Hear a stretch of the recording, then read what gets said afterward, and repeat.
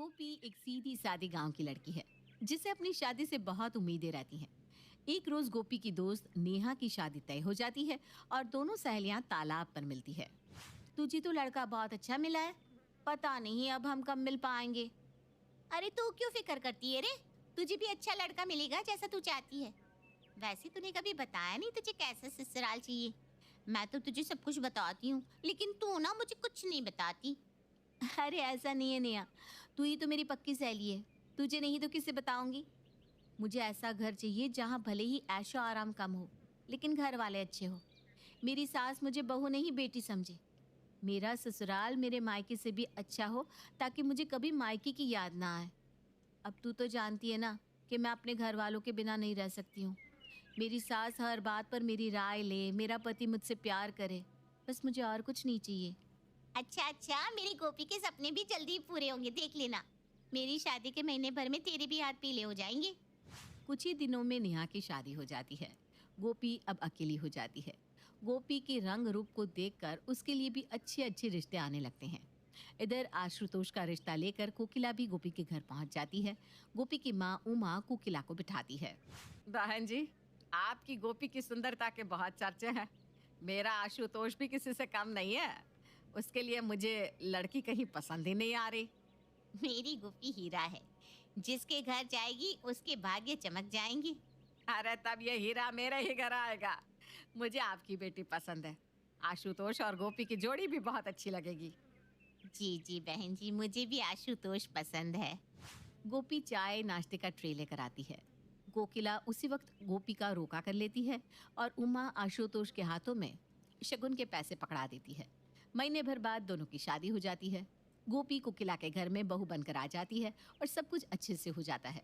शादी के पहले ही दिन कोकिला सुबह 4 बजे ही गोपी के कमरे में आकर खड़ी हो जाती है और कमरे का दरवाजा बजाने लगती है। बहू अब क्या सोती ही रहेगी? सूरज चढ़ाया है। माँ के घर से यही सीख कर आई है क्या? गोपी इतनी थकी होती है कि उसे कोकिला की आवाज तक सुनाई नहीं देती।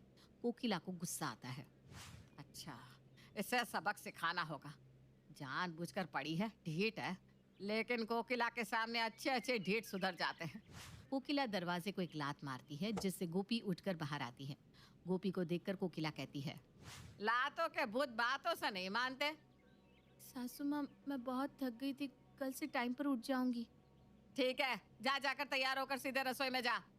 जी बस अभी आई। पहले ही दिन गोपी की आंखों में आंसू आ जाते हैं।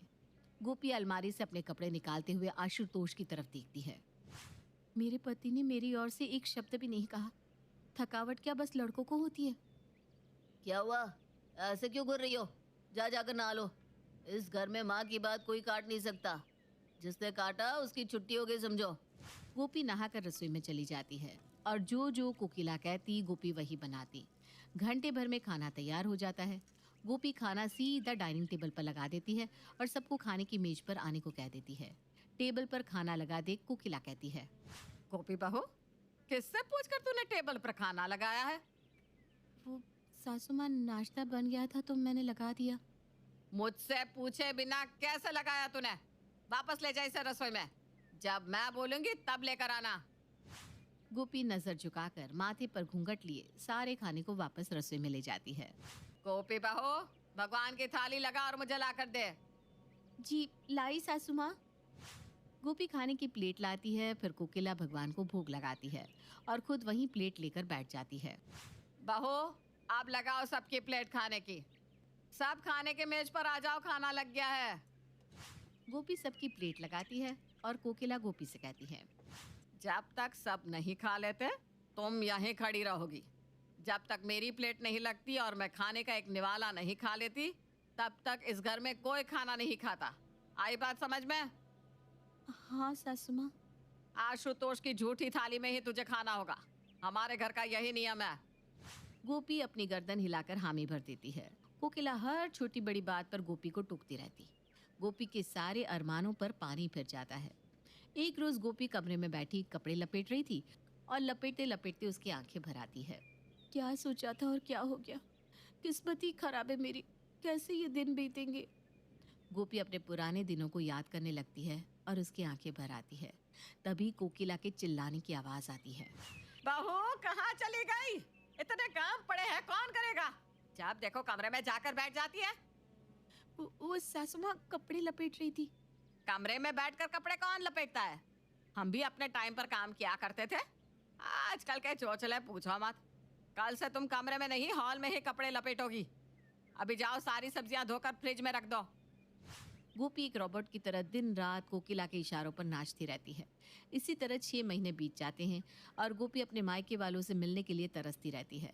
बहुत हिम्मत करके एक रोज गोपी कोकिला से कहती है, सासू माँ बहुत दिन हो गए मैं मायके नहीं गई। घर वालों से मिलने का बहुत मन हो रहा है। 2 दिन के लिए घर चली जाऊं? अभी कहीं नहीं जाना है। 6 महीने में ये हाल है तो आगे क्या होगा? बच्चा होने के बाद ही जाओगी तुम। गोपी कोकिला से ज्यादा कुछ नहीं कह पाती और आशुतोष के आने का इंतजार करती है। रात को जैसे ही आशुतोष आता है, आप मुझे मेरी मम्मी की घर 2 दिन के लिए ले जाओगे क्या? सासू माँ ने मुझे जाने से मना कर दिया है। जब माँ ने ही मना कर दिया तो मुझसे पूछने की क्या जरूरत है?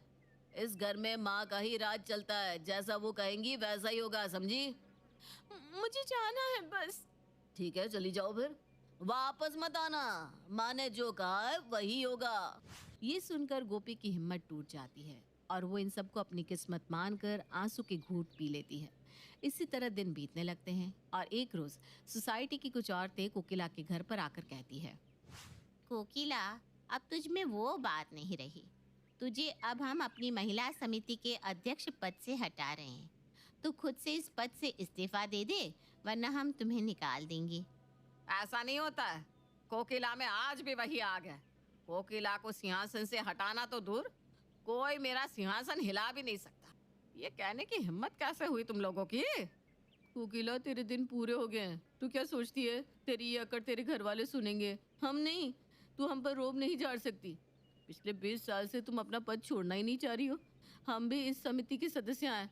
बाकियों को भी अध्यक्ष बनने का मौका मिलना चाहिए कि नहीं? समिति की औरतें और कोकिला में बहुत देर तक बहस होती है।